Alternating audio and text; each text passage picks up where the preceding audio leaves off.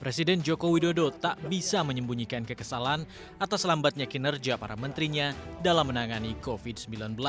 Menurut mantan Gubernur DKI Jakarta ini, penyaluran program pemulihan ekonomi nasional untuk mengatasi COVID-19 yang dianggarkan pemerintah senilai 695 triliun rupiah sangat lamban diserap para pembantunya.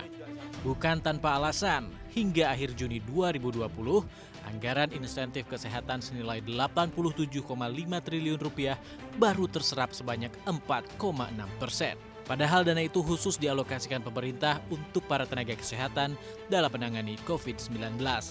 Jokowi juga menyentil menteri-menterinya yang lambat dalam menyalurkan dana bantuan sosial bagi masyarakat.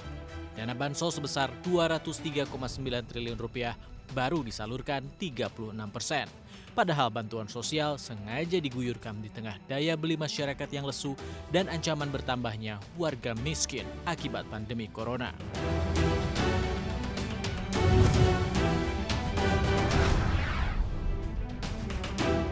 Badan Pemeriksa Keuangan atau BPK akan memperluas audit investigasi pemerintah terhadap asuransi Jiwasraya untuk melihat dampak keseluruhan kasus yang dialami asuransi BUMN tersebut terhadap ekonomi nasional. Ada kemungkinan audit ini juga diperluas ke perusahaan BUMN yang ikut bertransaksi dengan Jiwasraya. Wakil Ketua BPK Agus Joko Pramono mengatakan audit investigasi itu diperluas juga termasuk kepada BUMN, Otoritas Pasar Modal, Otoritas Bursa Efek Indonesia, dan BUMN terkait. Poin-poin dalam audit investigasi akan memberikan rekomendasi sistemik terhadap kasus Jiwasraya sehingga arahnya adalah perbaikan pengawasan OJK, perbaikan sistem di Bursa Efek. BPK sebelumnya merilis perhitungan kerugian negara akibat kasus mega skandal asuransi Jiwasraya. Hasilnya, jumlah perhitungan kerugian negara yang dihitung BPK mencapai 16,81 triliun rupiah. Jumlah itu terdiri dari investasi saham sebesar 4,65 triliun rupiah dan kerugian negara akibat investasi reksadana senilai 12,16 triliun rupiah.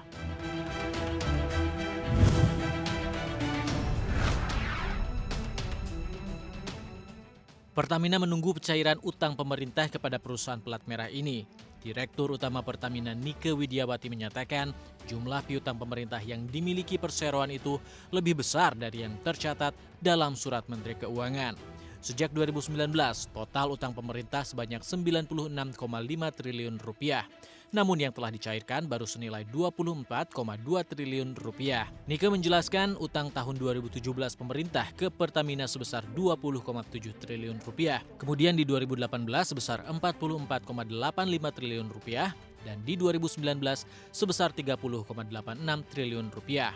Utang negara ke Pertamina ini merupakan subsidi yang ditanggung pemerintah atas penjualan BBM seperti solar.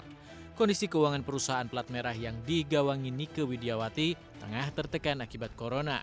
Nike menyatakan Pertamina sangat membutuhkan pembayaran utang subsidi dari pemerintah untuk membantu keuangan Pertamina.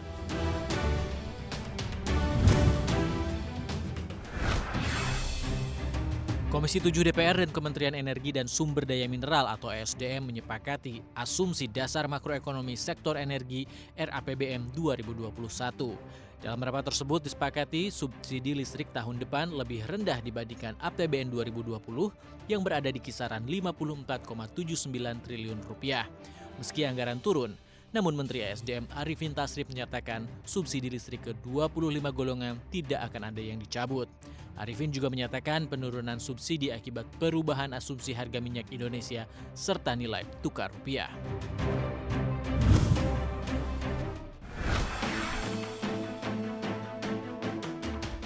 Setidaknya ada 12 perusahaan yang menyatakan tidak akan mengiklan di media sosial besutan Mark Zuckerberg.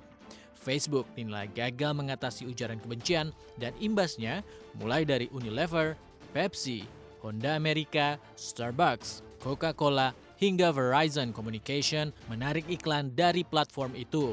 Saham Facebook pun langsung rontok 8% setelah diterpa aksi boikot iklan dari sejumlah perusahaan.